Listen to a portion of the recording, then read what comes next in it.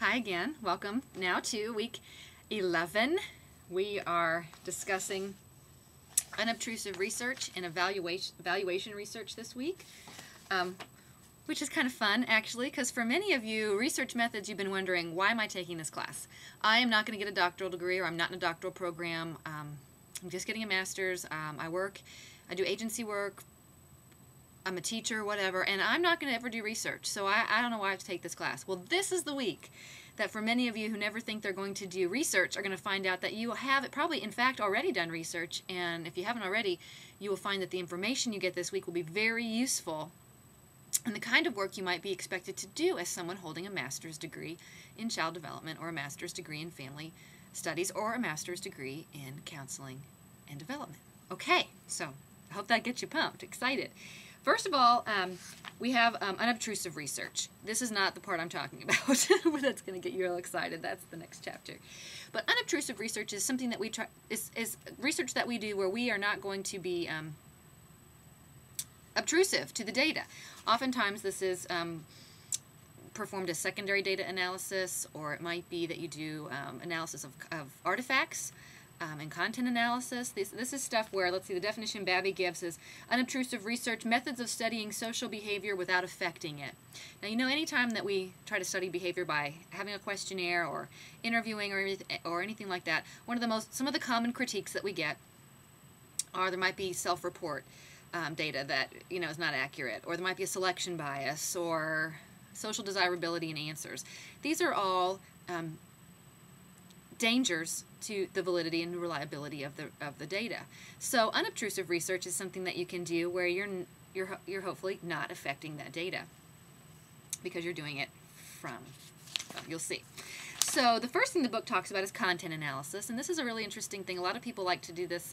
I've seen students who are trying to get publications while still in grad school do a content analysis of the last 5 years articles in a certain journal, for example, or something like that, to sort of identify themes, frequencies, etc. A lot of different reasons you might do content analysis, and the book does a nice job of explaining what it is and how one might do it. But that is, you know, looking at artifacts, books, articles, television shows. It's the content of something that you are investigating, and it discusses that. It talks about coding, etc. And then it talks about analyzing existing statistics, which is sometimes referred to as secondary data analysis, where you take some data that's already been collected, and then you look at it. You look at it that way. And it talks about sources and problems to validity for that as well. And then it talks about comparative and historical research and the analytic techniques related to that. And then we have chapter 11, which talks about evaluation research, which is really kind of exciting to me because at Purdue I was able to be a part of a lot of different evaluation projects. We had a place there called the Center for Families, which was frequently approached by different organizations, agencies, and communities for evaluation of projects. Because those of you who will go into a doctoral program, or who perhaps, and will take grants writing, or who perhaps in their job with an agency have to write grants, you know that evaluation is a big piece of that.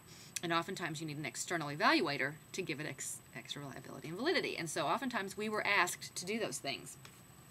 So I did a report to the Legal Aid Corporation. You can see Kinsinger, that was my old name, way back when.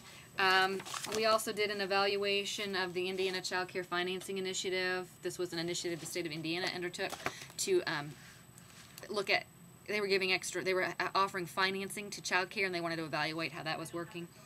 And then I have this book that I used, Measuring Program Outcomes, that I used for a parenting education evaluation that I was involved with. So evaluation research is very applied and very appropriate to any of the careers that any of you are preparing yourselves for, because oftentimes you'll be asked to investigate, is what you are doing working? So if you're a parent educator, does coming to your parent education session result in differences in parenting styles or behaviors in the parents that come? If you're running a court-ordered anger management program, does coming to your program, you know, offer improvements or not? You'll be asked to provide data that says that what you're doing shows the outcome measures. So evaluation research, chapter 12, should be very interesting for all of you, because even if you're interested in just true research, basic research, evaluation research is part of that. And if you're not interested in basic research, evaluation research is the kind that you're probably most likely going to find yourselves doing. So that's my intro to that topic. It talks to you all about needs assessments, evaluation research, cost-benefit studies, program evaluation, outcome assessment, all those different things that are important. It also discusses quasi-experimental designs again, which I want you to make sure you understand. That's where we don't randomize subjects, oftentimes because we can't, right? We can't say ethically, I'm going to give you anger management and you I'm not.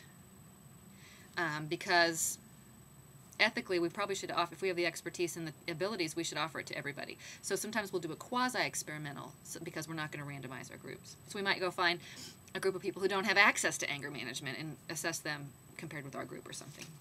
So it talks about the time series designs, non-equivalent control groups, multiple time series designs, etc. So I think that'll be a chapter that will be pretty enjoyable for you. If you find something enjoyable in this class, I think this week will be the week that you find it. Okay, so that's a little overview of what we'll be discussing this week in our readings and in our research cafes. That's all I have for you in this introduction, because I only get a certain amount of time before YouTube tells me they can't upload it. So I will stop for now. If you have any questions, though, by all means, feel free to contact me and let me know. See you online.